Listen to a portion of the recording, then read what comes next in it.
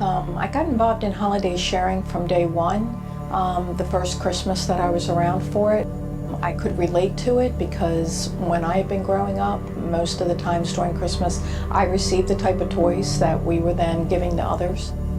I think the whole ALC spirit of working both within the walls of the church and outside of the walls with the church.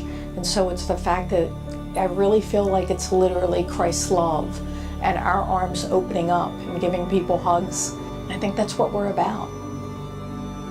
So Nate, he played a big role on helping me on my journey, pretty much by challenging me along the way. And he always encouraged me to follow my passions. And whenever I had questions or anything about youth ministry or whatever it was, he always made himself available to me. Now that I've reached this calling point, I want to step into the calling of directing youth ministry. There was a baptism offered, and like Pastor Nate was saying during that baptism, he was like, you know, if you're waiting for your family or waiting for the right time, don't just come up here and get baptized. And I was really fighting it, and then, but then the very next opportunity to get baptized, I was all in. In living through Christ, that I was able to just get rid of a lot of the griefs that I felt. I felt renewed, and I just felt like I was completely unburdened of all the grief, and the challenges that I faced are still the same, but the way that I can approach them and their burdens on me are, you know, non-existent. So I was in the orchestra band at the time, and Chris was running sound in the booth, and I would see him so every Thursday and Sunday, and I would teach Sunday school up on that side, and so I would see him every day when I came out of there on Sundays.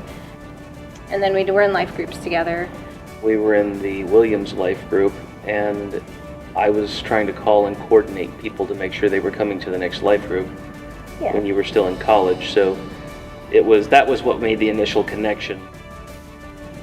And then we ended up here. I'm not good at telling stories, man. He ended up helping with JBQ because we were dating at the time, and I told him if he ever wanted to see me on Wednesday nights, he had to help with JBQ. And 15 years later, he's still here. It's Barbara Davis.